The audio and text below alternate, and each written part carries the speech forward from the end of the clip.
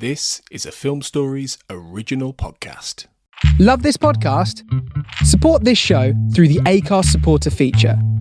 It's up to you how much you give, and there's no regular commitment. Just hit the link in the show description to support now. Selling a little or a lot? Shopify helps you do your thing however you cha-ching. Shopify is the global commerce platform that helps you sell at every stage of your business. From the launch your online shop stage to the first real-life store stage, all the way to the did we just hit a million orders stage. Shopify is there to help you grow. Shopify helps you turn browsers into buyers with the internet's best converting checkout. 36% better on average compared to other leading commerce platforms. Because businesses that grow, grow with Shopify. Get a $1 per month trial period at shopify.com/work. Shopify.com/work. My dad works in B2B marketing. He came by my school for career day and said he was a big ROAS man. Then he told everyone how much he loved calculating his return on ad spend. My friends still laugh at me to this day. Not everyone gets B2B, but with LinkedIn, you'll be able to reach people who do. Get a $100 credit on your next ad campaign. Go to linkedin.com/results to claim your credit. That's linkedin.com/results. Terms and conditions apply. LinkedIn, the place to be, to be. A little self-care can go a long way, especially amidst the hustle and bustle of the holidays. That's where Vegamore comes in. Trusted by millions, Vegamore is all about giving your hair the love and care it deserves. With their vegan and cruelty-free formulas, you can nourish and revitalize your strands while indulging in some much-needed pampering. Because let's face it, who couldn't use a bit more me time this time of year? Go to vegamore.com/ACAST, code ACAST. That's vegamor.com/ACAST, code ACAST.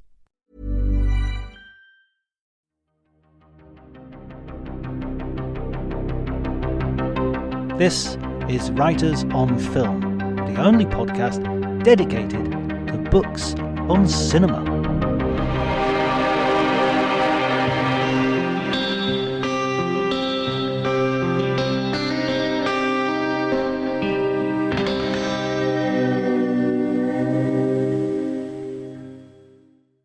The first time I encountered Malick was with the Thin Red Line.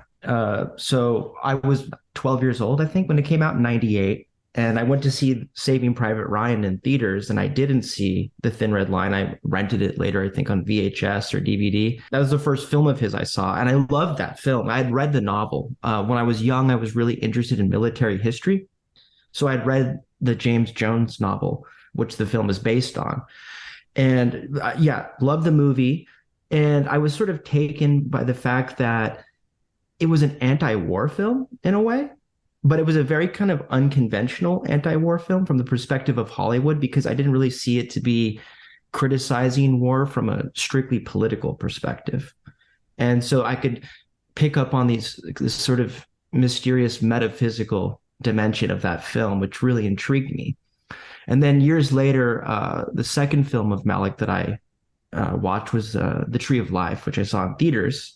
And it was then that I realized that Malick was this fabulous director who I'd been neglecting. And I went back and I rewatched all of his films, and I love them equally. And around this time, I was studying philosophy at Rice University, and I had an interest in film from a philosophical perspective. And I realized, well, Malick is in some regard, you might think, the philosophical director par excellence. And so then I wanted to see, well, what's been written about Malick? And then I was blown away to find out that actually people have been writing about him at that point for decades, including the volume that you mentioned, which I read and really much enjoyed. There were others who had been writing on Malick. A Kierkegaard scholar in the UK, George Pattison, had written an essay on Malick. And also Simon Critchley had written on Malick as well, looking at Malick's work from the perspective of Heidegger. And then more recently, there's been a slew of works on Malick written by people who are interested in film studies. So there's a book by Stephen Ryben that came out a number of years ago. And then probably the most prolific and notable Malick scholar would be Robert Sinnerbrink, who released, I think, fantastic monograph on Malick a few years ago. It's really interesting to hear your perspective in terms of coming to it. For my age group, we had Malick as this sort of mysterious sort of entity. And I went to see The Thin Red Line in the theaters when I guess I would have been in my mid-20s, and I would have been in Liverpool and having already seen Days of Heaven. And so really approaching it as, this is what's he like after all these years. And bizarrely, Alex Cox, the director of Repo Man, was sitting in front of me, which I didn't know until the lights went up and I was walking out. And Alex Cox used to present a show called Movie Drone, which was basically on the BBC, the British show. And he would basically just introduce cult films. I remember Badlands was one of those films. And so he has a very distinctive voice. And he's walking out and he's saying, he's criticizing the haircuts. He's criticizing Sean Penn's haircut. It's like, this is what, 1940 what? 1950 what? 1960 what? And I was just thinking, that's interesting. Recently, I emailed Alex Cox and I said, I didn't know him then at all. I mean, I knew him as a person on TV and as a film director I admired. So I emailed him and just I don't know how I got his email address, but I sent off and I said, look, I remember you coming out of Thin Red Line and making this comment, but you had like helicopters in Walker. You had, which was set in the early, late 19th century, and you have all these. And he was like, "Oh yeah, I'm a hypocrite. I know." But he was he got back to me and told me what he thought about the whole thing. It was really interesting. Sorry, that was a big digression. I didn't mean to get into that, but yeah. So you said you were studying philosophy at university, and this is very much the basis of the book, the anthology that you've edited and you write the introduction to, of course. Obviously, the introduction of this combination of philosophy and Malick has been encouraged a bit by his biography as well, right? By what, maybe you could say something about his background. Sure. As listeners are, I'm sure, aware, Malick was born in Ottawa, Illinois on November 30th, 1943 to, I think it's Emil and Irene, who are of Lebanese and Assyrian descent. He has two younger brothers, Chris and Larry, one of whom died in the 60s by a parent's suicide and ended up, I think, forming the basis of the character RL, one of the brothers in the Tree of Life. Malick attended boarding school in Austin while his family was living in Oklahoma. And then after that, he attended Harvard, where he studied philosophy under a very influential and prominent philosophical figure at the time, Stanley Cavell, who, of course, is very well known for his work in film. After Malick finished at Harvard, he earned a Rhodes Scholarship to Oxford. So he was at Magdalen College. And it was there that he was studying under Gilbert Ryle. Now, Ryle was a force at Oxford at the time. In the 50s and into the 60s, when Malick was there, the prevailing dominant philosophical school at the time in Oxford was what was called ordinary language philosophy. And this was sort of constitutive of what had at that point come to be called analytic philosophy, which originated earlier in the century with figures such as Bertrand Russell and Wittgenstein. And the idea behind ordinary language philosophy, which included these figures like J.L. Austin and P.F. Strawson, was that many of the philosophical problems that have vexed thinkers throughout the centuries are in some way the product of the abuse of language. The idea is that philosophers take words from their ordinary everyday context, and when they transport them into a philosophical context, they tie themselves up in unnecessary puzzles. And so the idea was that, well, maybe we can actually resolve some of these long-standing metaphysical and ethical philosophical questions by, in effect, dissolving them and showing that they're not really questions. We're just victims of the illusion that there's a question where there really isn't one. And this was more or less Ryle's approach to philosophy, particularly when it came to the issue of the philosophy of mind. So I think it was in 1949, Ryle had published a book called The Concept of Mind. And there Ryle is critiquing the dualism of René Descartes. And Ryle wanted to make the claim that what makes human behavior, human action meaningful isn't actually the conscious thinking of an agent, but rather the sort of social and embodied context in which these actions occur. Now, when Malick came to Oxford, he was studying under Ryle. And from what I understand, the apocryphal story is that Ryle didn't like what Malick was up to philosophically. Malick wanted to write a thesis on Kierkegaard and Heidegger and Wittgenstein, and Ryle didn't like this because Malick apparently didn't like ordinary language philosophy. He thought that philosophy did have its own set of genuine problems, and that there were genuine philosophical questions, which, although contentious, in principle admitted of answers. So there was a real debate to be had here. There was such a thing as philosophical inquiry, not just the mere linguistic analysis of our concepts, for example. So there was a falling out. Malick didn't want to write whatever presumably Ryle wanted him to write, and so he left Oxford. And then he bounced around for a brief period working as a freelance journalist, I think. And he published some pieces with like Newsweek and Life magazine. And then he ended up at AFI. So the hypothesis that people who approach Malick from a philosophical perspective have is that Malick potentially was drawn to film because he saw film as a medium for whatever particular reason, which was conducive to working out the kind of philosophical questions that he hadn't been able to work out when he was at Oxford. At least that might be part of his motivation for having gotten into film to begin with. That's a fascinating idea as well of the specific historical moment in philosophy at that period, because you had Ryle in Oxford. Even in Harvard, Cavell, to my limited understanding, was something of an outlier. He wasn't like a traditional. He had a very esoteric taste. He was the first person to be writing about things like cinema and philosophy in America, at least. Gilles Deleuze and other people would come. Bergson had already been doing it to some degree in France, but I think there is that element that not only was Ryle not sympathetic to Malick's sort of interests, but to some degree, so was the general philosophical mainstream at that point. But what he wanted to look at just wasn't being looked at with the same sense of importance or urgency. That's exactly right. And I mean, part of it too is that aesthetics has always gotten short thrift, right? So there's a tendency even today among analytic philosophers to think that the most primal, basic, fundamental questions of philosophy generally lie in metaphysics. But when they ask these metaphysical questions, they sort of sideline aesthetics, right? And so this goes for film, not just the other arts, such as painting and music.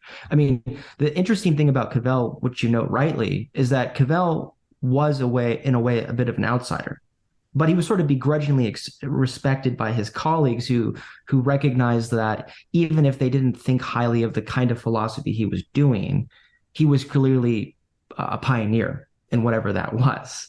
I mean, the same thing in a way has to do with Heidegger, and the reception of Heidegger in the Anglophone world in a way sort of parallels, I think, or you could argue, Malick's own work as a filmmaker.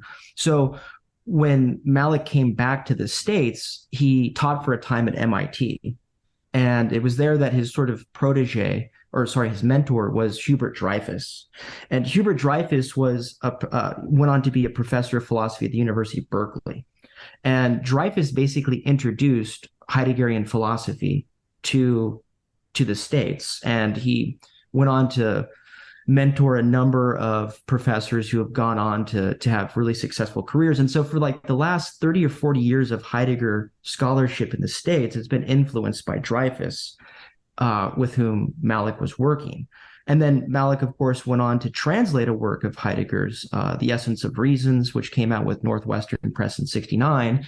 And I've read accounts according to which Malick actually visited and met with Heidegger. So there's a sort of heavy Heideggerian influence in Malick's work, which I think is apparent even in his earliest films, Badlands and Days of Heaven, and then a sort of recurs again, I think, notably in his most recent film, A Hidden Life.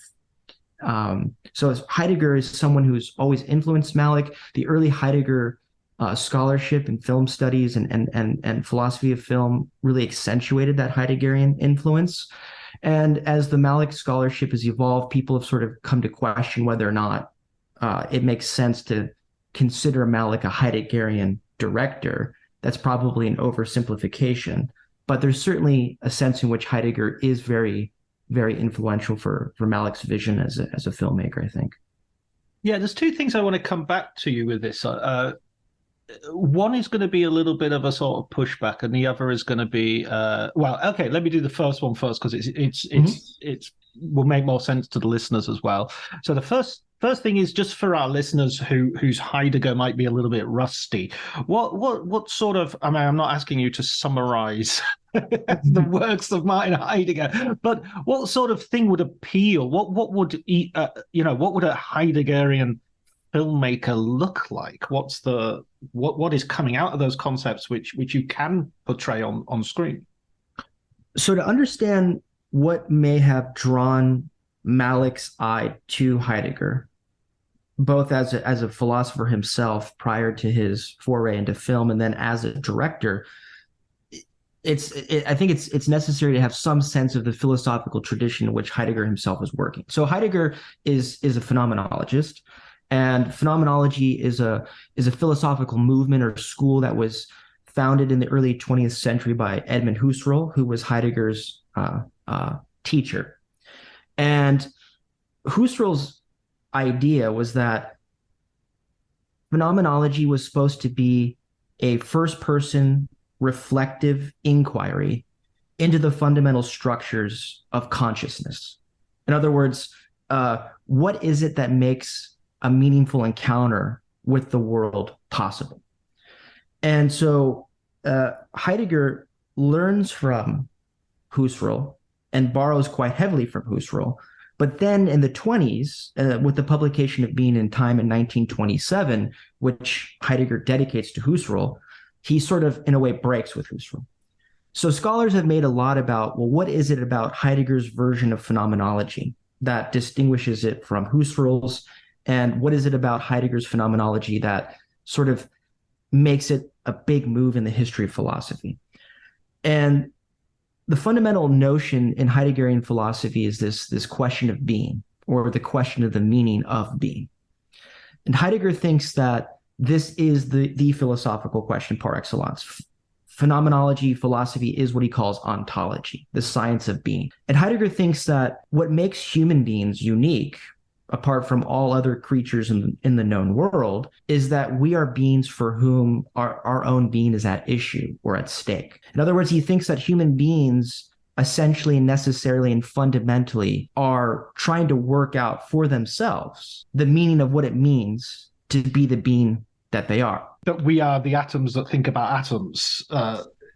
Exactly. Except one of the things that makes phenomenology peculiar is that it's not naturalistic. In other words, it rejects the idea that the natural sciences have the first or final word on the nature of reality, much less human existence.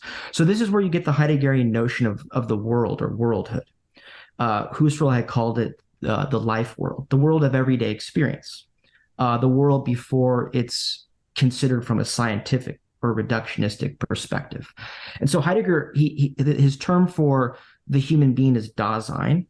And he says that the human being's mode of being or kind of being is what he calls care. And it's in virtue of Dasein having care or being a concerned being with its own being that it opens a world of meaning, where it negotiates its surroundings in a way where it's always trying to live up to a certain standard or a certain kind of role that's constitutive of what it is it's doing, being a teacher, being a husband, being a fireman, whatever that may be. So there's according to Heidegger, a kind of fundamental unsettledness about the nature of human existence because there's no ultimate or final answer to what it means to be who you are, apart from what it is you're trying to be, right? And I think this is something that interests Malick, because if you look at his early films, Badlands and Days of Heaven, he's, I think, trying to get at this sort of fundamental uncanniness or unsettledness that he finds in the world, that human beings, in a sense, have an ambivalent relationship to nature, right? There's a sort of yearning to fit into nature, but also a sense in which we don't belong to nature. Human beings are somehow apart or distinguished from nature. And then so too with human social relations or the social milieu.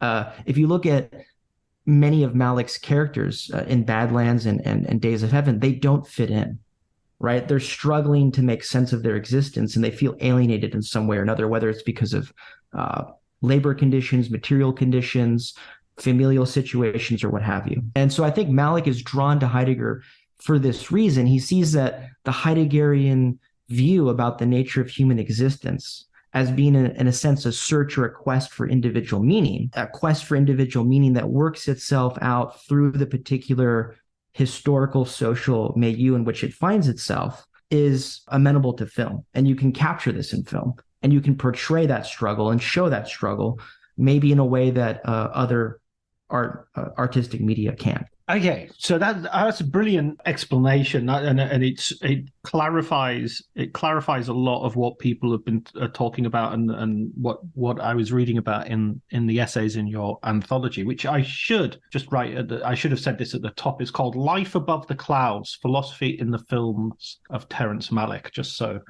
but I'll put a link in the show notes and everything for everybody who wants to grab a copy. The caveat I had is this, which is, or the pushback, if you like, is that Malick's university, he's aborted MPhil that he's trying to do at Oxford, and his academic work is a really sort of early stage in his life, and he's doing it for a relatively short period. Although, I mean, I've done a PhD, and I did my PhD for longer than he worked on Heidegger academically, and I haven't read much Shelley since, because there is also this thing that you do something, you're interested in it, you study it, and then you sort of like it dries up, and you move on to other things. So I just wonder if that this Heidegger, specifically Heideggerian sort of thrust, hasn't been a little bit overplayed, perhaps, in the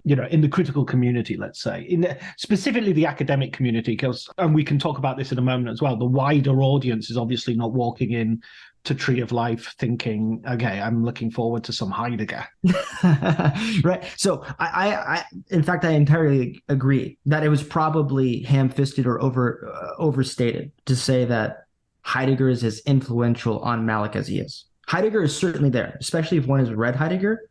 I think you would see the Heideggerian resonance in Malick's films, even if you didn't know his personal intellectual biography. That said, there are so many other influences that one might extract from a Malick film. In fact, though, this is kind of a methodological question, maybe we can discuss later, but as a matter of interpreting a film, there's always the concern that one might import sort of philosophical figures or theories into the film that really aren't there, right? So this is what makes, I think, Malick a challenging director to interpret, is that knowing his intellectual and philosophical sophistication, it's tempting to look for philosophical figures and theses and influences because you presume they should be there. On the other hand, you want to let the film speak for itself, as it were, without imposing some sort of abstract framework upon it. Just to kind of finalize the thought maybe about Heidegger, his most recent film, A Hidden Life, you might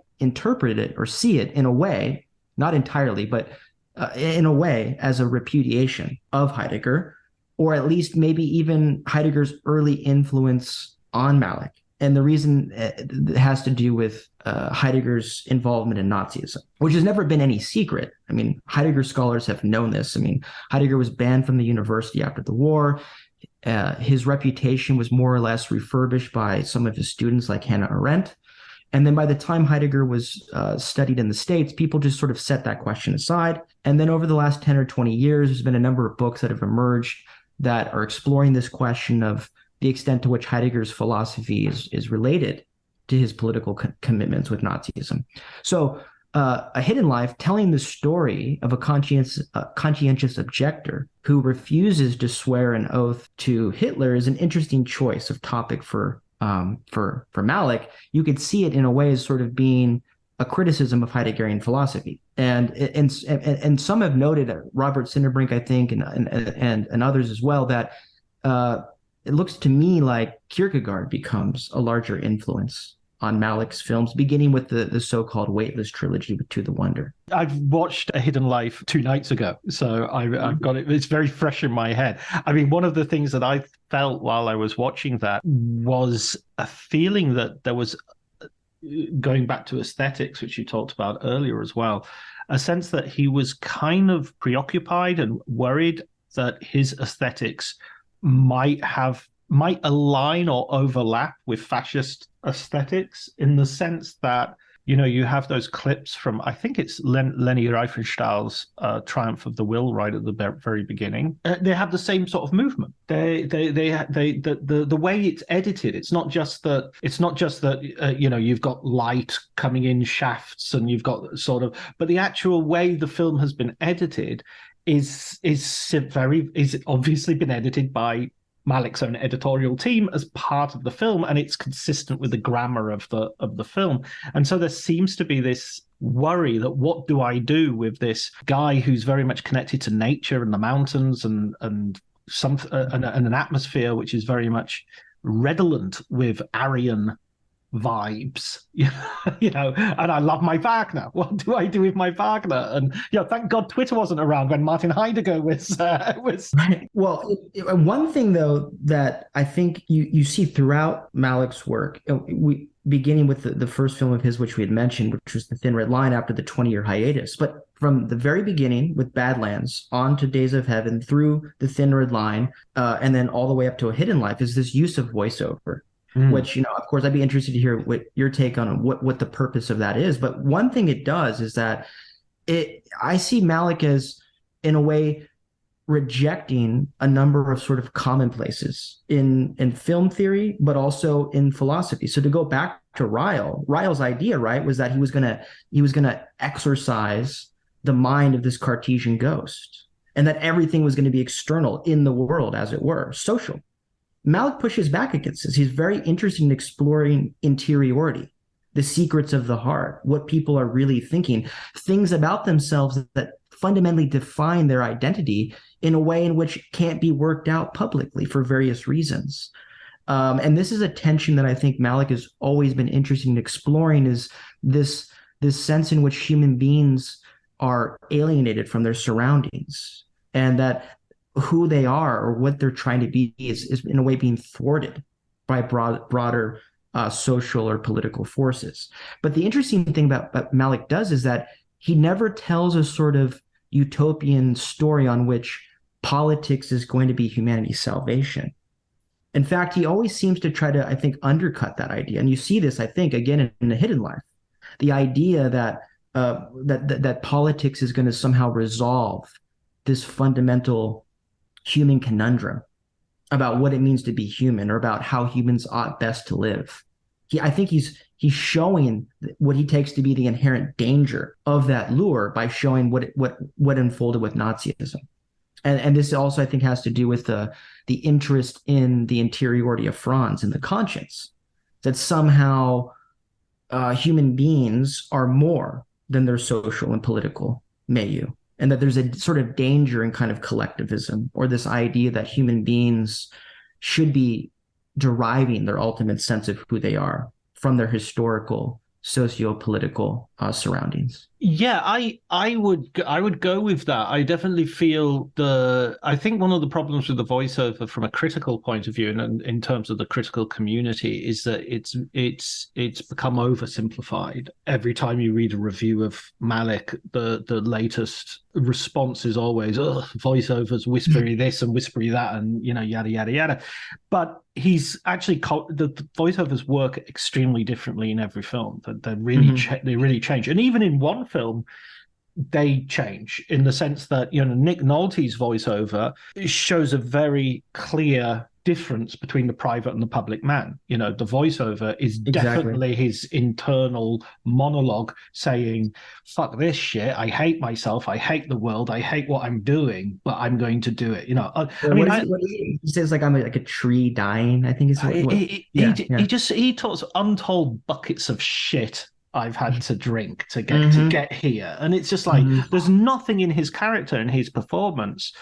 I mean, there is stuff in his performance which kind of intimates that, but that voiceover gives you something which is so much different from just, you know, the role of a conventional voiceover. And if you go forward to the New World, you have, like, especially the extended cut of the New World, you have John Smith having two voiceovers at the same time. Sort of at one point, he's actually talking about, we were going up the river, and it's sort of like his public voiceover, his sort of, reporting back to the king voiceover.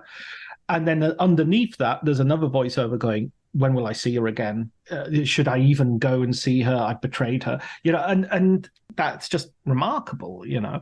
And again, with A Hidden Life, the voiceovers are the letters, so it's not really an interiority. It's the interiority of a relationship. I'd have to think more about it, and I don't want to commit myself to a view that someone will just immediately produce a counterexample. So forgive me if this doesn't make sense. But just thinking about it off the top of my head, it seems to me, because I was thinking about your point about the New World and John Smith, this sort of bifurcation between, on the one hand, his sort of inner life, what he really cares about, and on the other hand, his sort of public performative role.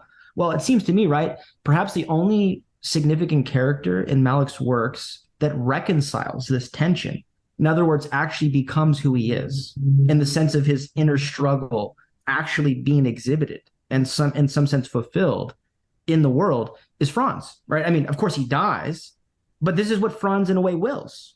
He becomes who he is, who he wants to be.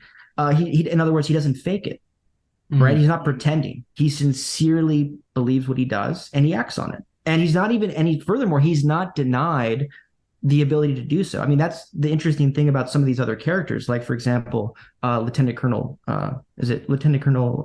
Paul? Yeah.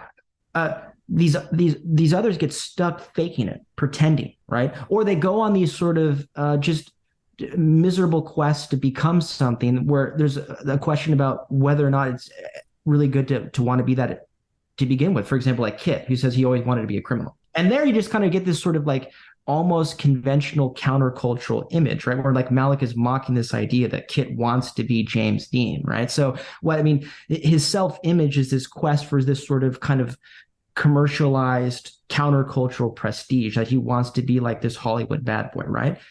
But, you know, in a way, Franz pulls it off.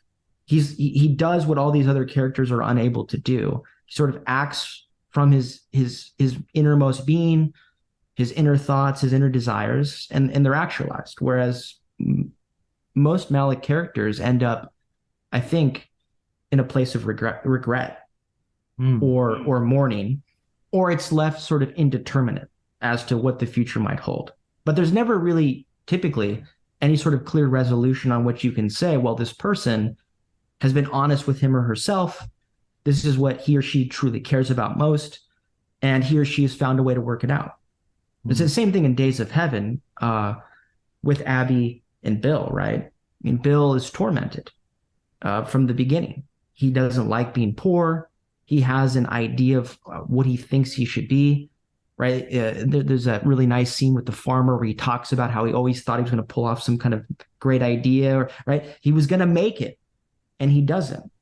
And he's always struggling for power, and he ends up basically ruining his life by pushing others who might love him away, manipulating them. And it ends in tragedy. And it's, I think, similar in the case of most of the characters in the Thin Red Line as well.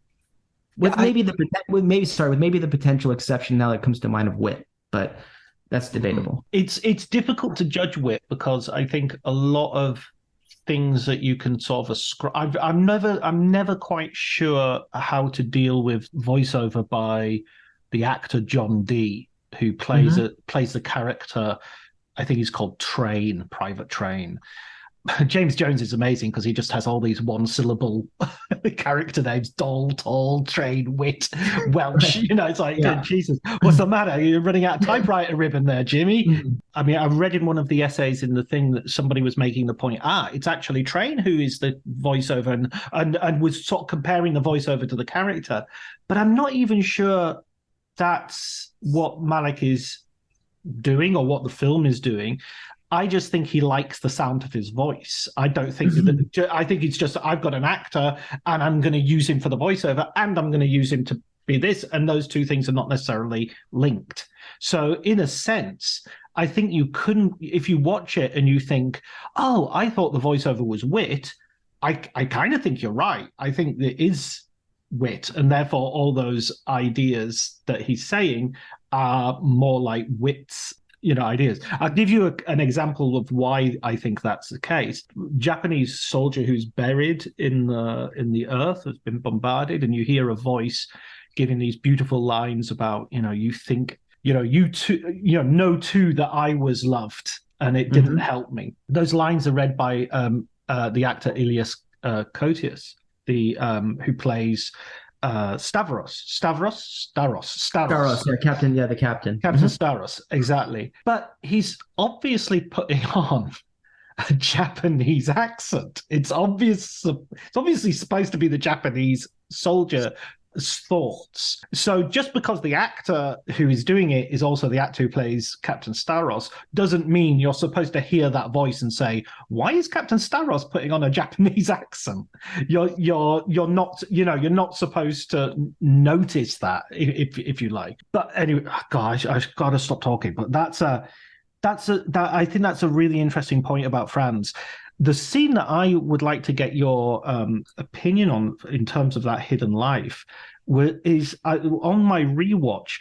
I thought the amazingly delicate scene where he meets Fanny for the last time because that scene in a normal Hollywood rubric would be about her allowing him to make this sacrifice and him almost like asking permission as well. And yet it sort of does that, but it sort of doesn't do that as well. It's a really interesting balance, and it's a very moving scene, I think. It's a powerful scene. It's a tearjerker. I think most of the people in the audience, at least when I saw it, were crying at that point.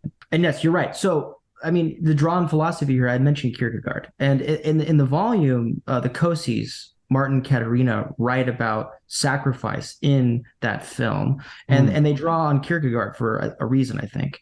The Kierkegaardian insight, arguably, is that all relations with others are or ought to be mediated through each person's relationship with God. So it's like a triangle. It's a mediated relationship, right? And the idea is that when I have something to do with another, I'm dealing with God, right? So it's a mediated relation. How, my neighbor, right? How I treat my neighbor is reflective of my own standing before God, how I view myself as being answerable to God. And so, I mean, if you read the correspondence between the actual Jagestaters, and I know Malick did this, it's clear that they were very, very devout Catholics. And that comes through in the film, although there are certain Catholic viewers who have actually quibbled about this and said that in a way, Malick sort of maybe downplays the extent to which Franz was a devoted Catholic. But I mean, I don't know. I think it's still very apparent. This is his motivation, that Franz is motivated by what he feels to be a duty to God. And the challenge for Franz is how to reconcile this apparently competing set of duties, his duty to God and then his duty to his family. And this happens throughout the film, is that people will come to him and basically argue that what he's doing is wrong or unethical, maybe even selfish, right? Because he's abandoning, you might think, from a certain way, viewing the situation, describing it, he's shirking his duty as a father and a husband to provide for his family, right? And this is something that sort of torments him. He wrestles with it. And he searches himself to try to get clear as best he can why he's doing what he is and whether or not it's the right or wrong thing to do. And this is a very Kierkegaardian question, this whole question about how does one reconcile duty to God and duty to neighbors, or particularly duties that Kierkegaard calls selfish love, right? Like your spouse, your children, your friends, right? Partial loves. By the time we come to the scene that you describe, I think Malick wants to show that Franz has, in a way, squared the circle. He's achieved the paradoxical. He's done it. He is genuinely committed to God, and yet at the same time, he's blameless in virtue of his standing to others, including his wife. And again, this has something, I think, to do with Fanny's own commitment to God. The idea that because they both are equally first and foremost committed to God, this is their way in which they're reconciled to the decision that he makes, that she can support this decision because she's equally faithful to God and understands that his duty to God comes before what might be considered his duty to his own family.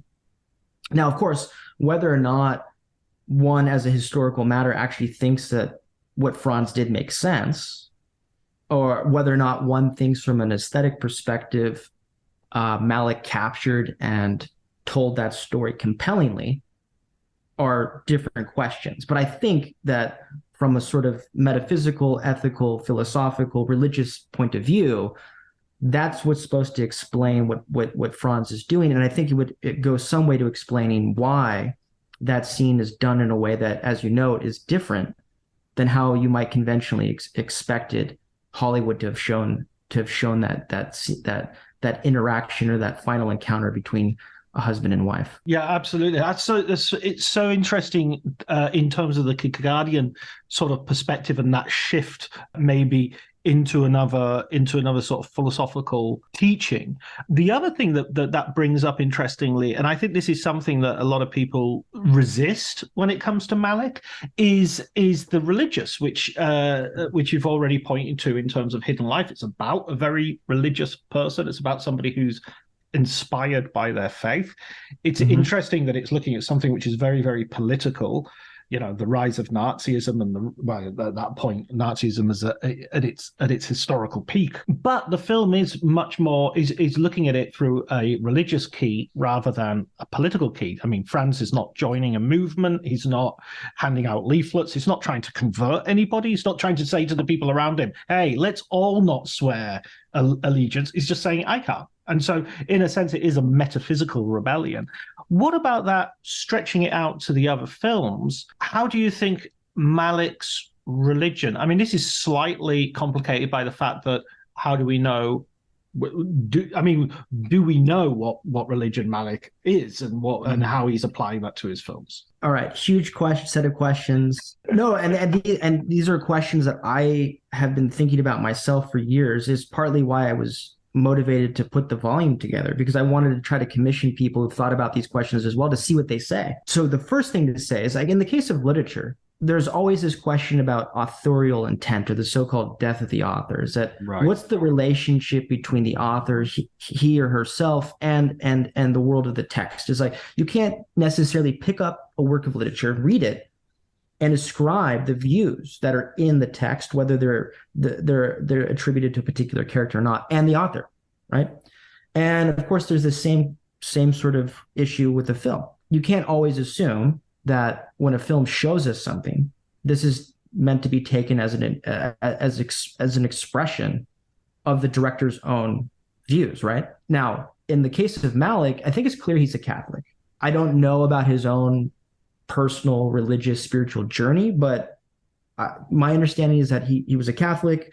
I read somewhere an anecdote that at some point in the 80s, during his hiatus in Paris, he actually converted Martin Sheen back to Catholicism, is what Sheen has said. Of course, if you look at A Hidden Life, I don't think it's at all coincidental that Malick was drawn to that figure of Franz. It has something, I think, to do with Malick's own personal commitment to Catholicism. And religion and theology runs throughout all the films. And I mean, one of the things that he's always interested in is this issue of the fall, or this issue of why the world is the way it is. Why is there evil? Why is there suffering? Which is a classic theological, philosophical question of theodicy. You think of the Tree of Life, it opens, of course, with a scripture from the book of Job. Now, in Badlands, that might be the most apparently non-religious or non-theological work of the film, of his body of work. I mean, one way in which you might still see it as wrestling with sort of religious questions is, again, this question of modernity and human meaning, right? So if you're living in mid 20th century middle America in the so-called wake of the death of God, with this sort of nihilism that had just birthed existentialism in Europe, and the counterculture movement's coming, a lot of tradition at this point is gone, right? And the religious underpinnings of society are being eroded. And this leads to a kind of disorientation. So you might see Badlands itself as sort of indirectly already kind of working out these issues, which again become, I think, intensified much more explicitly in Days of Heaven. Because of course, Days of Heaven is a turn of phrase, is an allusion to a text from Deuteronomy 11:21.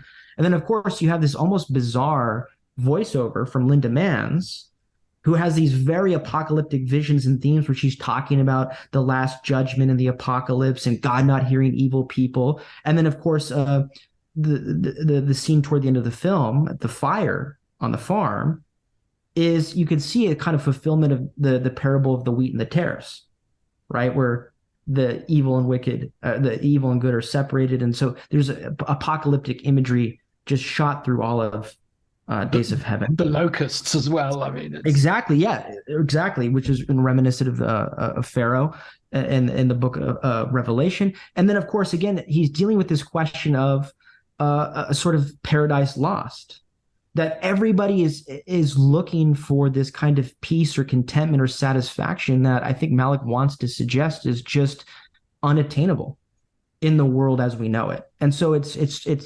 very much, I think, exploring this theological conception of the fall. And then we get that right off the bat, of course, in The Thin Red Line, because I think it's the opening shot is the shot of the crocodile entering into the water, which is kind of reminiscent of the snake in the garden. And then, of course, all the voiceovers from Whit and Malick is very, very much wrestling with this idea of the fall and paradise lost, and what is life on the island before the war comes to it, and this fundamental ambiguity in nature. Explaining football to the friend who's just there for the nachos? Hard. Tailgating from home like a pro with snacks and drinks everyone will love? An easy win. And with Instacart helping deliver the snack time MVPs to your door, you're ready for the game in as fast as 30 minutes. So you never miss a play or lose your seat on the couch or have to go head-to-head for the last chicken wing. Shop Game Day Faves on Instacart and enjoy $0 delivery fees on your first 3 grocery orders. Offer valid for a limited time. Other fees and terms apply. My dad works in B2B marketing. He came by my school for career day and said he was a big ROAS man. Then he told everyone how much he loved calculating his return on ad spend. My friends still laugh at me to this day. Not everyone gets B2B, but with LinkedIn, you'll be able to reach people who do. Get a $100 credit on your next ad campaign. Go to linkedin.com/results to claim your credit. That's linkedin.com/results. Terms and conditions apply. LinkedIn, the place to be, to be. That nature is simultaneously beautiful and wondrous and awe-inspiring, and yet at the same time it can seem cruel, right? You think about Tall when he speaks to Captain Steros and relieves him and says, "Look at these vines, right? The way they curl around the trees." So, and this is the kind of the heart of the metaphysical heart of the debate between Welsh and Whit, is this dispute about what's the nature of the world, or what's the nature of nature itself. Welsh is sort of a pessimist. He says, well, everything is just atoms in the void. Man's dirt. And there's nothing after this. And Whit has a more metaphysical, broadly Christian point of view, that there is an afterlife, that there is immortality, that things ultimately are good and just and beautiful, despite the fact that they may appear otherwise. So there again, in The Thin Red Line, I think it's a deeply theological, religious film. To the Wonder, Knight of Cups, Song to Song, again, in a way, these films, I think, are very Christian in that they seem to be critiquing human evil, sin, excess, debauchery. But at the same time, there is an element of Platonism or even Gnosticism. Of course, this is evident in the title of Knight of Cups itself with the tarot cards. And Knight of Cups particularly is in a way Gnostic, in that Rick, played by Christian Bale, is in a way trapped in what the Gnostics consider to be the prison of the visible material world. And so his idea is like, when this is like, well, the soul, once had wings, right? He's trying to remember this form of human existence prior to the one in which we know it. So what I would say is that there are some of Malick's films which I take to be pretty overtly, unapologetically Christian, and then others which are a little bit more ambiguous. Although even in the films that I tend to think are very much amenable to a straightforward sort of Christian reading, there are elements of this sort of this question about whether or not evil is still comprehensible. I mean, this goes in The Thin Red Line. You almost get this view that you could find out of someone like Schelling, which is that evil is its own force. That's sort of a co-equal principle in the universe with good, right? And that this is sort of what explains the fact that life can be so bivalent, that it can be so wonderful and beautiful and majestic, and yet so awful and terrible at the same time. Yeah, that's fascinating. I have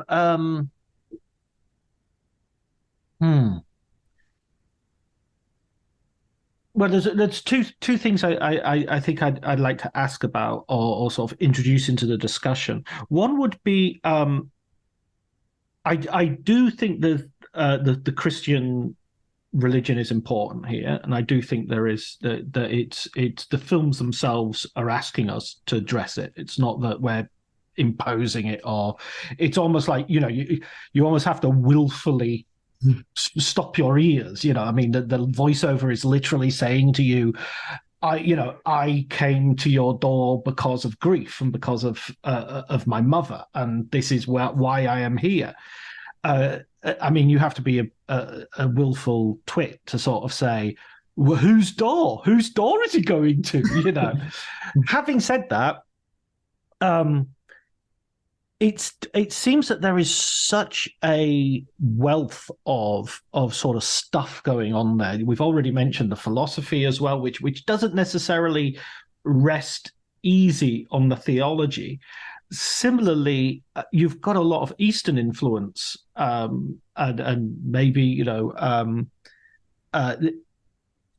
relationship to nature, for instance, feels much more Eastern, inspired by Eastern ideas than it does by Christian ideas, where nature is largely sort of, there's the way of grace and the way of nature, and nature's a pain in the ass, according to Jessica Chastain at the beginning, and then she's got butterflies landing on her. So yeah, So first of all, I'd ask about the Eastern aspect of it, and the second thing, well, come on, I want to go into the Weightless trilogy as well, but let's do the Eastern thing first. How does that fit in? Right. So, I mean, one thing is about the use of voiceover. I think it's always been obvious to me, and I always loved this. It didn't put me off in the way that it understandably does for others who have different beliefs than I do, but to me, it's obvious that in many of his films, including the Weightless trilogy, the inner monologues of voiceovers are prayers. Sometimes the characters themselves may not actually be thinking of what they're saying as words directed to God, but I think that Malick is showing or claiming that this is what's going on, even if it's unbeknownst to them. That's just one thing I wanted to mention. As for this observation about the influence of Eastern religion, well, I mean, to go back to Heidegger, Heidegger's later thinking, he ends up working out a view of human existence that he calls dwelling. And there were people who were reading this who said, oh, this sounds just like Zen Buddhism. And when he was told that, he said, okay, well, then fine, I guess this is Zen. He didn't. They did my work. They've already done my work. Yeah. And think about the final shot in the thin red line of the reed shaking in the wind. What does that mean? I mean, so this is, I mean, think about someone like Paul Schrader, who wrote the classic Transcendental Style in Film, this work that he wrote way back in his 20s. I think it was published originally in the 60s. And he talks a little bit about Zen in Japanese filmmaking.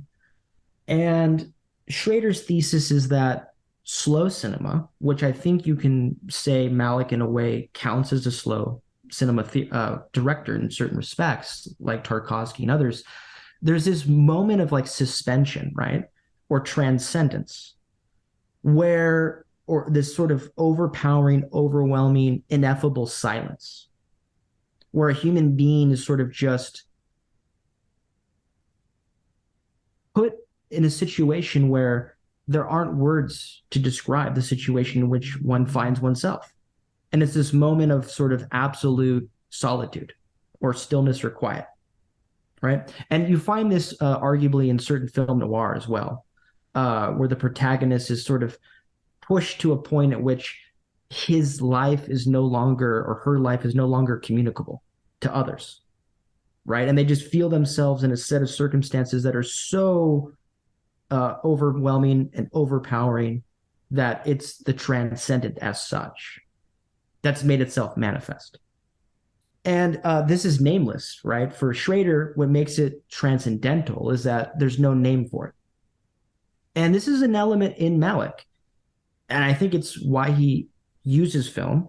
And it's something that artists are famous for exploring in a way that other human endeavors can't. It's this desire to express the inexpressible, to somehow communicate what can't be communicated. And I'm not too familiar with Eastern religions, but it seems to me that this is a sort of Eastern theme, right? This idea that there's something about what it is to be human, right, that can't be said. It just requires a sort of stillness or silence.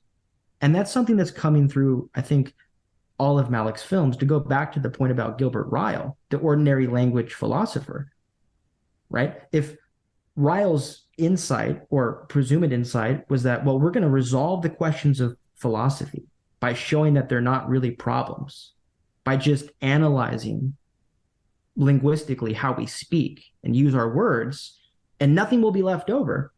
In other words, there's no mystery. And of course, this is something that Malick would have deeply disagreed with. And I think this is what Malick is trying to get at. He's trying to plumb the depths of this ineffable dimension of the world, this sort of reservoir of meaning, which at the same time, paradoxically, is inexpressible. And so maybe that's a sort of Eastern insight. It's certainly something that is in Malick throughout all of his work. And I think it's a definitive, unique, and ultimately incredibly crucial component of the kind of image he gives us of the world, is that we're always sort of just suspended over this reservoir of silence, right? No, it just makes me think of Badlands. The very last shot is going through the clouds. You know, yeah. You know, you're. Well, how about just one more scene from that same film? What about the scene during the getaway when Kit is standing alone on the prairie, looking at the sunset, the vista? I mean, you could ask yourself, right? What does Kit see? Or what is Kit thinking about? I mean, so the easy answer is, well, he sees the landscape, he sees the prairie, he sees the moon.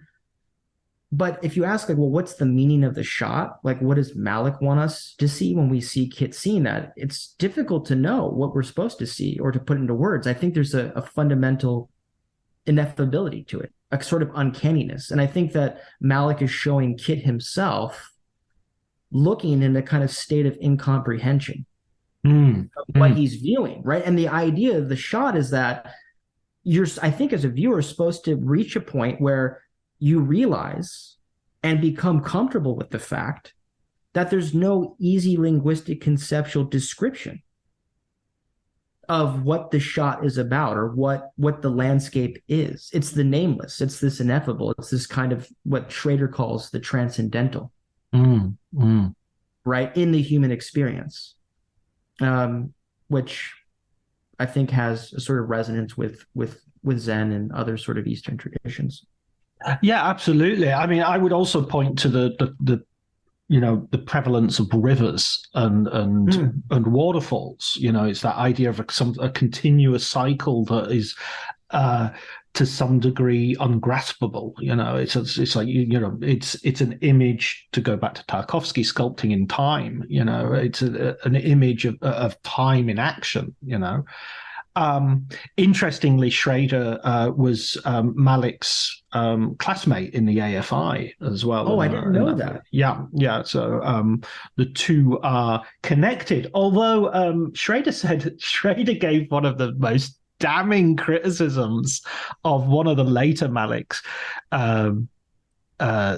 films. I don't remember which one. It could have been any of the three that people usually don't like, but it was basically, I think it was Knight of Cups, and he called it a stream of piss from an old man's dick. and there's a bit of me that that's even better when you know that they were classmates, that they were in the AFI Conservatory, the very first class together. Well, do you want to talk more about those movies? Because I mean, I have some thoughts about. Yeah, absolutely. But I wanted to hear maybe what was on your mind about those in particular. Yeah, absolutely, I do, and I think it sort of aligns with what we've been talking about a little bit. There's one other point that came up in my head while you were talking, or in terms of Hubert Dreyfus as well. And Hubert Dreyfus quite recently, I think, did a book called All Things Shining, which obviously takes as its title a quotation from Malick, although he doesn't, I don't think he actually cites Malick in the book, but it's very much about how do we look at the world in a sort of sacramental way without necessarily using religion. How do we look at the specialness of existence without necessarily having a theological structure in place. It's a really good book, by the way. It's well worth a read. But what I was sort of thinking about as well was how that 20-year hiatus, Malick sort of, people had careers in that 20 years. People like, I don't know, Lynch was kind of done by the time Malick came out. I mean, he made some great films afterwards as well. But they'd had almost the entire arc of their careers while he was just, Friedkin would be a good example. That Cimino would be a good example of that sort of burnout that happened. And Malick comes back, and he's kind of exactly the same. He's kind of, I mean, yes, he's matured and everything, but in terms of some of these concerns and some of these things that we're talking about theologically and philosophically, it's like the 1960s. It's like these are the thoughts and the ferment that was going on in the 60s of let's put all religions together. You look at the New World, for instance, and if that film had been made in the 1960s, when the script was written, by the way, it would be. You wouldn't marvel at it. You wouldn't go, "Oh, what a wonderful modern view." You would see it as a tradition of a reconstruction, a revisionist Western. It's okay. This is another way of telling the story. Although obviously, so let's go on to the trilogy though, because I know I could go down endless rabbit holes here. But the Weightless trilogy, and I know that name is a little bit contentious because he's not called it the Weightless trilogy. I think it's Sinnebink who called it, who came up with that name, I think. I believe that's the case. Yep, I think it was Robert. Yeah, and see, right. So you were talking about earlier about how these films could be seen as religious because they're sort of talking about sin. Certainly in the case of, say, Song to Song and Knight of Cups. I mean, to my mind, I didn't like these films when I first saw them. Or not that I didn't like them. I liked them, but I could feel myself trying to like them. Mm-hmm. You know, as I sat. I mean, I saw To the Wonder in the cinema. The other two I didn't see in the cinema, which in itself was indicative, I think, of a sort of lack of enthusiasm on my part. Since I've been working on Malick specifically this last year, I've rewatched the films. It must be 6 or 7 times now, even more. And they're kind of the most rewarding rewatches.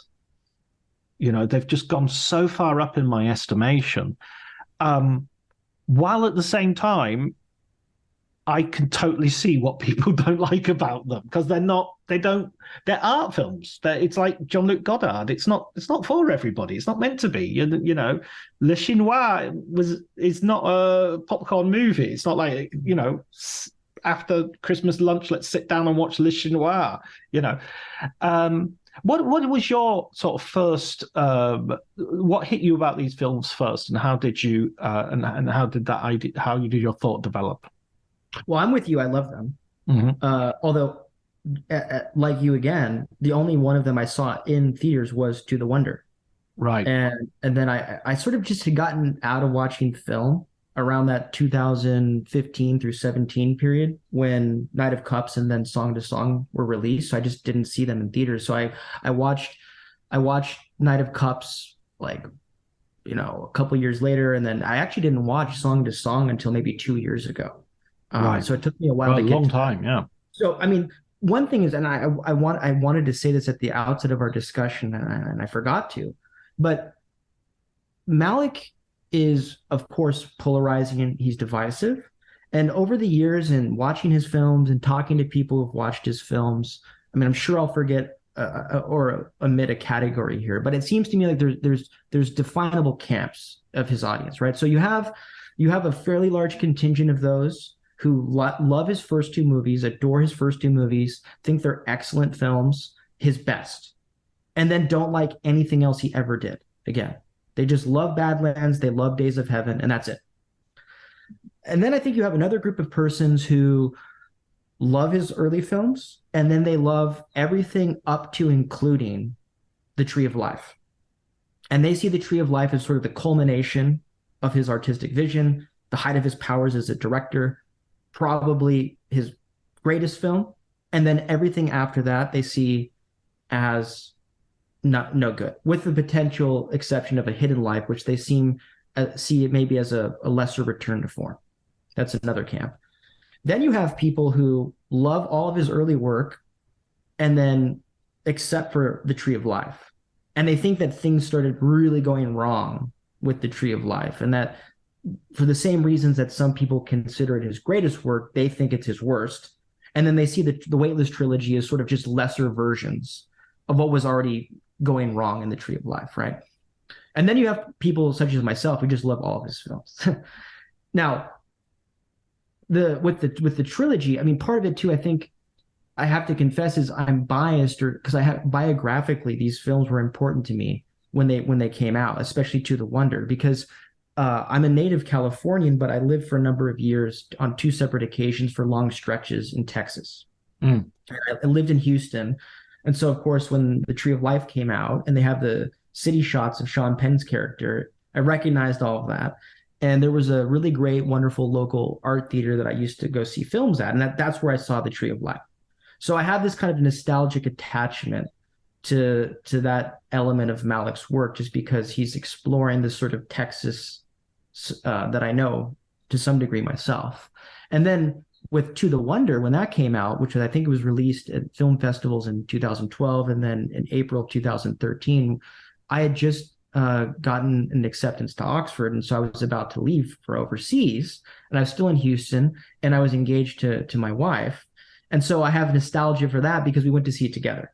And so it was kind of a timely movie for us because we were both thinking about going to Europe and all the traveling we'd want to do. And she's traveled everywhere and she loves Paris. And so there was a little bit of that too, right?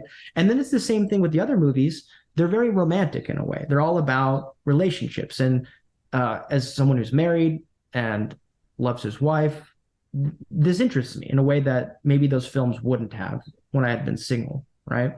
So with all those caveats or qualifications in place, I still think that these films are really interesting, beautiful, and worthy of attention, while at the same time, I acknowledge, as you do, that there are a lot of people who just don't like them. I mean, you mentioned the Schrader quip, but I mean, the other thing people will say is like, well, you know, the Malick of the Weightless trilogy, it's like just watching like a 2-hour long perfume commercial. And of course, I think Malick, he has a sense of humor. I think it was in 2011 or 12 where he actually shot a perfume commercial. So he's aware of this, right? Part of it too, I think, is that the aesthetic that he developed, which used to be uniquely his own, there are lesser directors who have started doing this, right? So you see films all the time now that have these close-ups of, you know, leaves or wheat blowing in the wind. And you look at it and you say, oh, this is Malick, but it's not Malick, because only Malick can really do it. One of the criticisms that people who don't like Malick's films, or at least don't like the films of his after Days of Heaven, will say is they say that his films lack a plot, or that they lack character development. I've never, to be honest, understood that criticism. I've never been disoriented by a Malick film. I've never watched a Malick film and said, well, there's no story here. I could see someone being bored by the story, right? Like, for example, To the Wonder, it's very mundane in a way, right? So you're stuck in this small little Oklahoma town with this guy who's like a government worker. There's no explosions. There's no adventure. It's in a way very banal. I could see being bored by it, but to say that there's no story, I just don't see it. Same thing, again, with the idea of character development. I mean, it may be that in these films in particular, the characters don't evolve or deepen in the way in which they would in a classic Hollywood film, but I do think that they're relatable. And I do think that the situations in which they find themselves and the struggles they have and the interpersonal conflicts that sort of characterize the drama, the melodrama of the film, are immediately accessible and pretty intelligible. And I find them, like I said, captivating. Maybe other people don't. So I guess what I'm trying to say is that the two major criticisms that you'll find in the literature, in film criticism and then sort of philosophical discussions of the works, is that, well, namely, they lack plot and they lack character development. I don't find that to be the case in any of those films, especially Knight of Cups. I mean, I think Rick goes through a fair amount of development throughout the film. I mean, the film ends in a way where you can't say, well, now everything's good, and he has all the answers that he was looking for. But I think this has something to do with Malick's realism, that he's interested in creating film that's responsive and disclosive of the human condition as we live it and know it. So it would be dishonest or insincere or artificial, I think, to tell a conventional Hollywood story where everything just gets tied up in a nice little bow at the end. That's not the way life is. I mean, the closest he comes, as I said before, to that sort of kind of resolution in one of his films is A Hidden Life. Mm. But then there again, I mean, it's not a satisfying ending in that we have a natural human inclination, I think, as admirable as we find Franz's sacrifice to be, to kind of, in a way, wish that he didn't have to die, that he could have just stayed at the farm with his family, and that his life wouldn't have been torn apart in the way it was. So, in other words, even in that film, you're not going to get the kind of conventional Hollywood plot arc that you would in other films, where audiences are left with this very determinate, fully worked out conclusion where they can say, oh, you know, the good guy won or the bad guy lost. That's just not how life is. And I think Malick is very sensitive to making films that reflect the fact that that's not how life is. And those three films in particular, Knight of Cups, To the Wonder, and Song to Song, are very ambiguous. Someone recently had just mentioned to me, and I can't vouch for this for sure because it's been a while since I watched the film, but apparently at the end of the film, when there's this question about whether the couple BV and his love interest are going to reunite, you're led to think that maybe they do. But apparently they're wearing the same clothing that they were at an earlier moment in the story. So there's a suggestion from Malick that actually what you're watching is a memory of a time in the relationship where it looked like they were going to be reconciled or stay together. But in the actual linear chronology of events in the real world, that's not the case. The deeper I've got to know these films and the deeper I've understood about also how they've been made, how they've been put together, what they're based on, there is an element to which some of the philosophical trait or the limitations of the philosophical approach have occurred to me. So there was a writer, I think it was David Elric, who criticized Knight of Cups by saying, oh, it's like that horny undergraduate film student just made a movie and he's just filming, all the pretty girls in the class. And there was a bit of me that thought, yeah, that's it. You got it. That's it. But that seemed to me closer than some of the people who really loved it and who I really admire as writers, and I get lots of insights from them, but who were talking about, oh, it's the metaphysics of memory and it's this and it's that and the other. When looking at the films now, I see the three of them together. If they have a thematic sort of through line, they're all about fucking. If you excuse the tactical use of a vulgarism, but I mean, I think we need to get through here a little bit. Malick has suddenly become erotic. He's suddenly become, there's a little bit of it in the New World. In A Thin Red Line, there's a memory of the wife played by Miranda Otto, although ultimately it's the homoeroticism of A Thin Red Line is somewhat, you could say, is somewhat taken out in comparison to the novel, which it's certainly much more present in the novel than it is. Yeah, I would argue that the two guys, Wit and the other guy on the island, have a little bit of bare-chested, there's something there. There's a little hints and stuff, but in the trilogy, he's addressing sex as a force, as a complicated thing, and this is also where I wanted to push back a little bit on your looking at them as a sort of as sin, or as a sort of denunciation of sin. I think there's much more.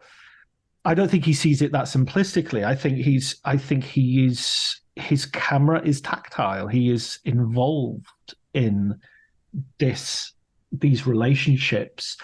You get orgies in Knight of Cups. You get into The Wonder. The camera is obviously in love with Olga Kurylenko and is enraptured by her. That's one of the things that the film that a lot of people watching the film maybe get a little bit irritated by the camera is much more in love with her than perhaps some of the viewers are. So there is an element where I love addressing these films intellectually. I love analyzing these films. I love writing about these films, obviously. But there's almost a bit where you've got to be careful not to sort of, trip over your shoelaces because you're gazing so far into the distance. Looking at it, and I think this is where the films. I think this is partly a fault of the films. I think that the methodology and the language that he is pushing, and it is radical and it is experimental. And the thing that you talk about, why don't people see the characters and the plot? Well, it's because they don't see scenes. And it's because they don't see conventional plotting. And it's because they don't hear dialogue. And that's how we're used, an exposition. And that's how we're used to stories. You're absolutely right. There's more story in Song to Song, which is often cited as the least story, than there is in Days of Heaven.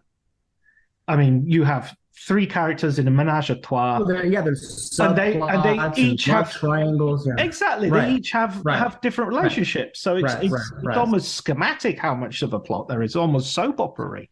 So I see that push, that experimental push, sometimes gets in the way of what could be a much more emotional experience and sort of fails to communicate stuff. And this is why I love the films much more, having watched them 5 or 6 times, is because you learn the language, and you're looking at it and you're going, oh, it's obvious that she dies at the end. I mean, to the wonder, she dies at the end. How can you not see that? But even reading essays in or anthologies, your own, there are entire readings of the film that don't get that she dies at the end. And I'm not blaming the critics or the viewers or anybody else, because the film isn't clear on that point, and so it's not really communicating it. And I think that's where there is I love the films, but I think that's where there is an actual it's sort of like listening to Coltrane, and I see what he's doing, and I hear what he's doing and how he's going about it. But at some point, I lost it, and off you went. Two things, at least, I want to say in response. Because say as many as you like. You mentioned so much. So first of all, this issue about, I mean, when we talk about film, interpreting film, we say things like, well, the text of the film, or the thesis of the film. So we have this tendency when analyzing film to talk about it in the way that we might a work of literature or philosophy, as if it's a text. And I'm not saying we shouldn't, but it is interesting that we find ourselves speaking that way to talk about the language of film being the image, right? Right. Now, what Malick said, and this, I don't know when he said it in the context in which he did, but recently, like last week, when looking around the internet for news about The Way of the Wind, there was an article, which of course is talking about, well, when is this film ever coming out? And Malick was quoted in there having said that with the Weightless trilogy, he felt like those films were failures in the sense in which they were, and here I'm paraphrasing, because of studio and commercial constraints that forced him to release the films before he felt like they were finished.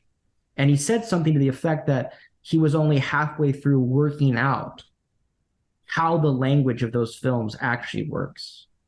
So, I mean, it's a question about what he means and what would those films look like if he had taken as much time as he wanted to. That's just one thing about this use of the image and dialogue and exposition in those films, like narrative structure. How is he telling a story through the image, and in what regard does that work or not? It's an open question. I personally, as a viewer, find it accessible. I mean, like I said, I maybe times where I was bored, but I never was disoriented or confused, right? Which some people claim to be. So I don't know. Maybe that's just a different aesthetic taste, or I don't know. That's one thing. The other thing is, I should qualify what I meant when I said that these films are exploring or somehow condemning sin. I mean, in a way they are, right? So if you think about Fassbender's character, Cook, he's very much a diabolical character. I mean, he's supposed to be inspired by Milton's Satan. Yeah.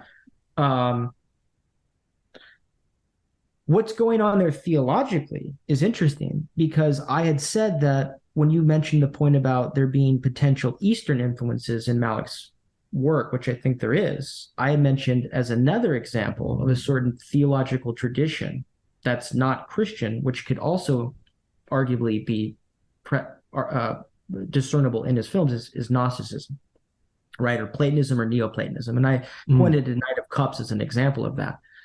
But one regard in which Malick is, in a way, anti-Gnostic is in his valorization of the human body and sex. So, I mean, the Gnostics were notorious for thinking that the body was a prison, right? That materiality is inherently evil, and that somehow the human freedom consists in transcending our embodied lived condition.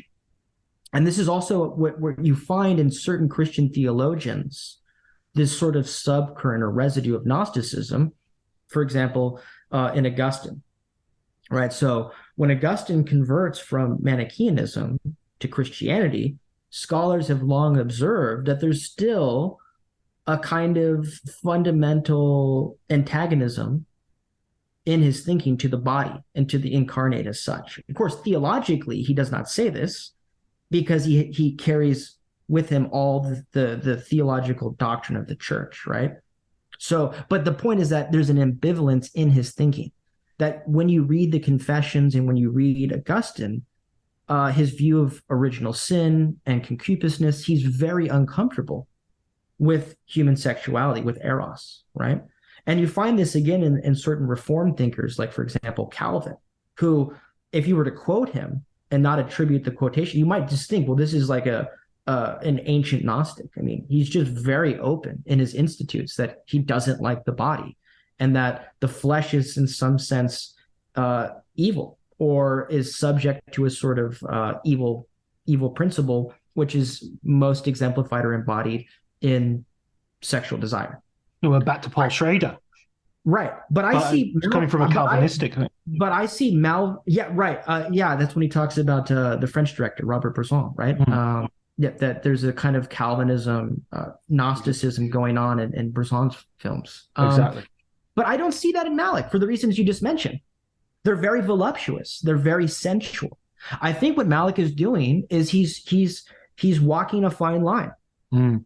So he's not endorsing this sort of Platonic Gnostic conception of the human condition where embodiment is bad, where materiality is bad, where sex is evil. He's not making that point. But on the other hand, he is, I think, arguing or making the claim that desire can be fraught, that sex can be dangerous, that we can destroy ourselves and others through the sexual impulse, right? Through bad decisions that we make when we're subject to that principle.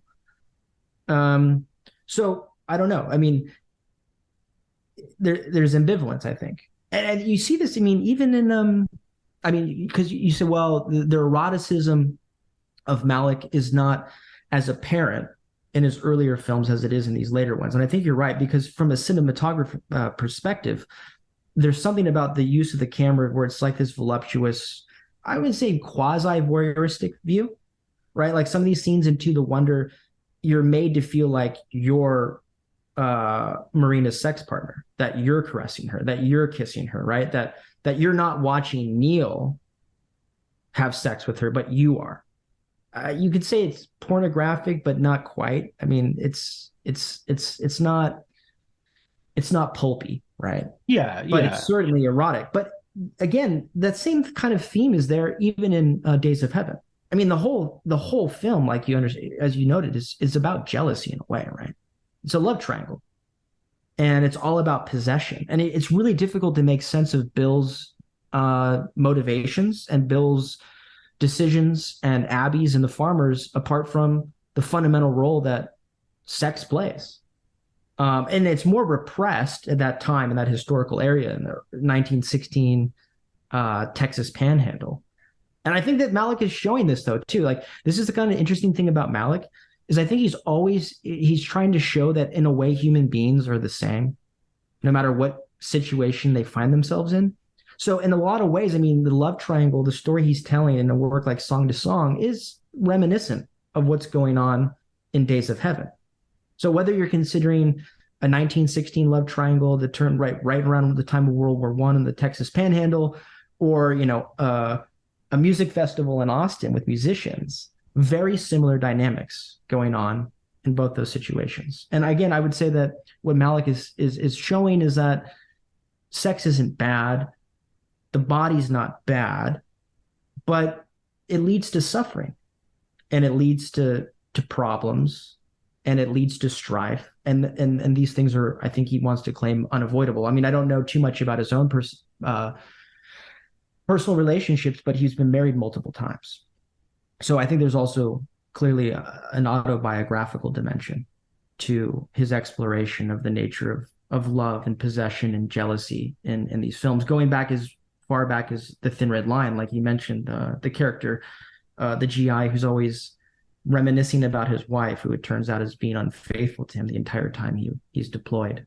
Yeah, absolutely. I mean, even in Badlands, you're absolutely right. In Badlands, I think the sex is it's kind of very funny because they're it's sort of like, is that what it was all about? Yeah, right.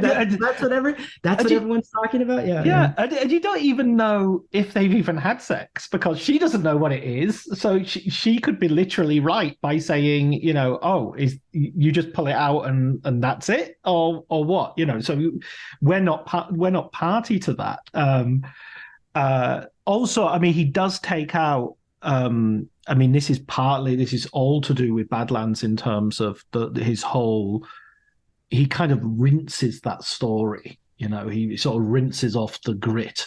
And I'm not saying that he romanticizes it because I don't think he does. I think the violence is really well. It is really interestingly shocking even today when you watch it. It's still. But he does take off bits that I think would just unambiguously make Charles Starkweather into a monster. Starkweather killed a baby. Starkweather, raped some of his victims, and so he gets rid of that sort of aspect of it, which are would push it too much into the true crime sort of genre that he's playing with, but not trying to get too deep into.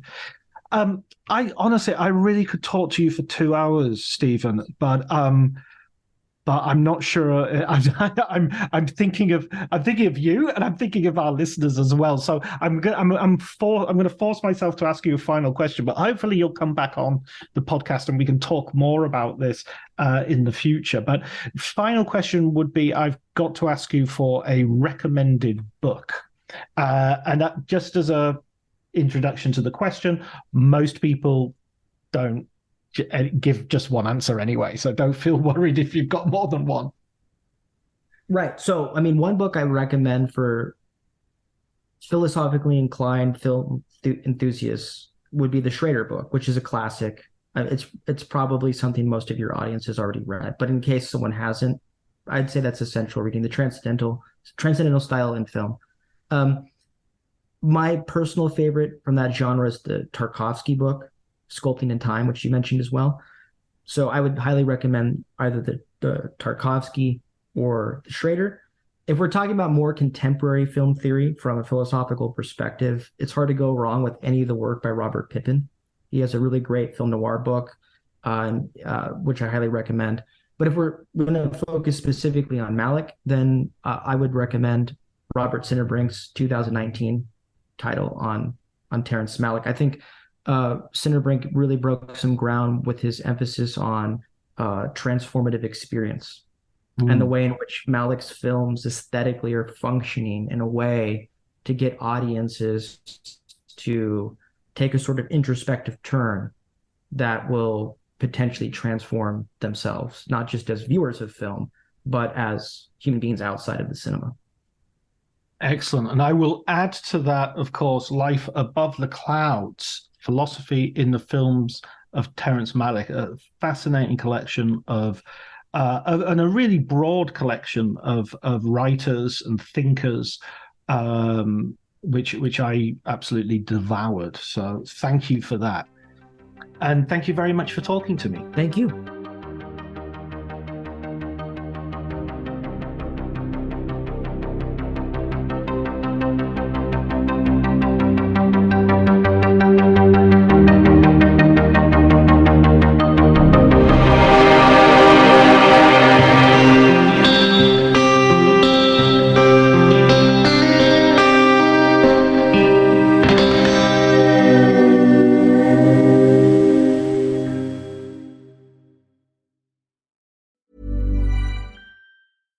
Cue the fireplace and your favorite fall movie. There's nothing better than a cozy evening at home with a glass of First Leaf wine. First Leaf is a personalized wine club that delivers right to your door. Sounds magical, right? They get to know your favorite tasting notes, which varietals you enjoy, and whether you prefer sweet or dry wines. So in every shipment, you get bottles tailored to your unique palate. Go to tryfirstleaf.com/fall to get your first 6 wines for just $44.95 with free shipping. This episode is brought to you by Progressive Insurance. You chose to hit play on this podcast today. Smart choice. Make another smart choice with Auto Quote Explorer to compare rates from multiple car insurance companies all at once. Try it at Progressive.com. Progressive Casualty Insurance Company and Affiliates. Not available in all states or situations. Prices vary based on how you buy. My dad works in B2B marketing. He came by my school for career day and said he was a big ROAS man. Then he told everyone how much he loved calculating his return on ad spend. My friends still laugh at me to this day.